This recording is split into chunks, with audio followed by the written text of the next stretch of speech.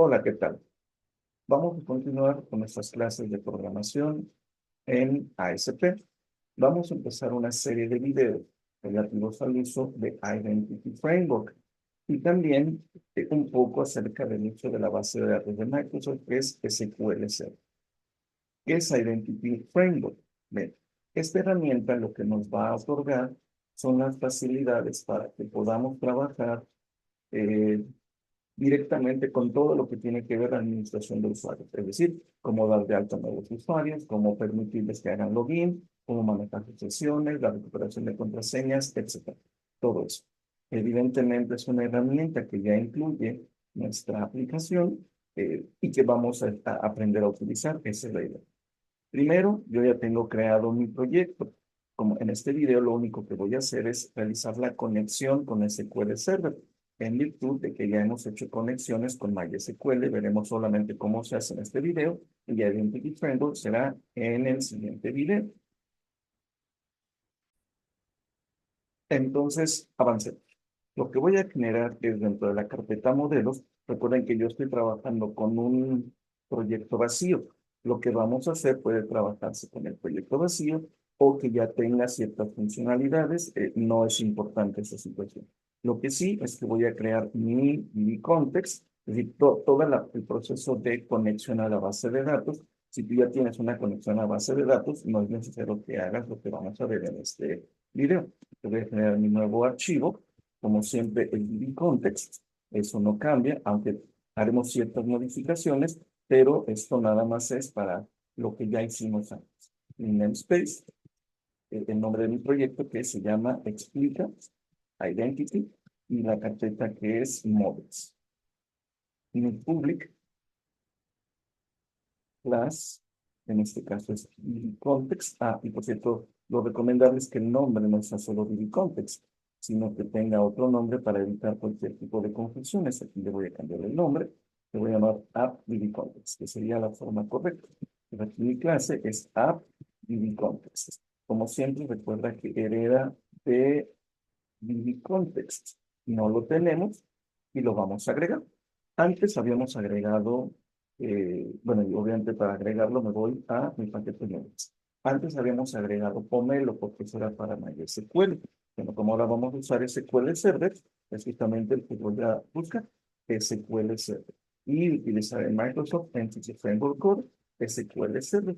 De la misma manera, como lo hicimos con el otro, seleccionamos la versión eh, más reciente que corresponde a la 8, hago la copia y lo pego. Está pegado. Ya se está pegando, ya está funcionando. Está descargando los detalles y ahorita se termina contigo. Bien, ya ha terminado. Entonces tengo que hacer que pegue el UCI que corresponde, que es el Entity Framework. Observa que es lo mismo que si hubiese puesto el pomelo, solo que en este caso para ese puede ser. Estableceré, por supuesto, el constructor public, el mismo nombre app y context, que no cambia. Hereda, pero como argumentos tenemos DB context options, exactamente igual que en el otro. Vamos a colocar dentro de los símbolos de menor que mayor que el app DB context option, la herencia. Oh. Esto, reafirmo, fue lo mismo que se hizo utilizando Pomelo. Ahora, me voy a Program, y aquí en Program vamos a agregar lo que corresponde. También creamos un builder, services, services.add context. Y es nuestro, y este es bien importante, add context. Hasta aquí todo ha sido exactamente igual que lo que habíamos hecho antes. Aquí recuerda que cuando pongo el DB context me importa esto. Bien, pondré options y un símbolo de flechita. Ahora, aquí es donde empieza la modificación respecto a lo que hicimos con MySQL. Voy a poner options, punto, y recordarás que en MySQL ponemos use MySQL. Aquí lo que vamos a poner es punto use SQL Server. Ese sería entonces el método que va a ser invocado. Luego, la cadena de conexión, por supuesto, también cambia. La cadena de conexión, lo primero que vamos a colocar es el data source. Data source. Y este data source es el servidor. Bien, para utilizar el servidor, vamos a brincarnos a donde yo tengo habilitado justamente SQL Server. Yo ya lo tengo levantado. Aquí está. Y lo que haremos es copiar justamente aquí donde dice Server Name. ¿Ok? Aquí yo tengo el nombre de mi computadora y la versión SQL Server Express. Lo copio y lo voy a pegar aquí. Cuestión importante, fíjate cómo me marcó inmediatamente un error. Y esto es porque debe haber dos diagonales. Yo solamente tengo una diagonal. Pongo la segunda y con eso se quita el problema. Luego el siguiente parámetro es inicial catalog. Initial catalog, ¿no? Sería la combinación más correcta. Y aquí vamos a colocar el nombre de la base de datos. Entonces voy a darle conectar para que realice entonces la conexión y para crear una base de datos, acá en la sección del lado izquierdo, está Databases, le doy clic botón secundario y le doy New Databases. Y le voy a poner justamente explica Identity. Explica Identity. Para que se llame, en mi caso, igual a mi proyecto, pero no necesariamente tiene que llamarse igual. Aquí es donde se van a crear mis tablas. Aquí observa que hay un espacio que se llama Tables. Y por ahora nada más tengo las tablas normales que me generan. No tengo ninguna tabla que haya sido creada. Ya veremos, llegado el momento, cómo se genera.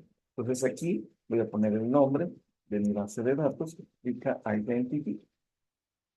El siguiente elemento que vamos a poner es Integrated Security. Y vamos a colocar, que va a ser del tipo SSID, que corresponde al lado del servidor. Encrypt, que sería para indicar que van a enviar los datos encriptados. Vamos a aprovechar la ventaja de que SQL Server se instala como un servicio dentro de Windows y vamos a utilizar entonces la conexión directamente con Windows. Y finalmente, Trust Server, Certificate. Igual aquí. Esa será entonces la cadena de conexión que vamos a utilizar. Recuerda que lo que sí es importante es que Data Source tiene que coincidir con tu servidor, el que tú tengas instalado.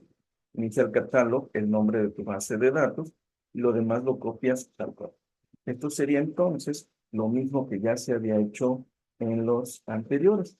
Por lo tanto, no necesito realizar ninguna otra modificación. Ya en el siguiente video ya veremos las modificaciones que se tienen que hacer. Nos vemos entonces en el siguiente.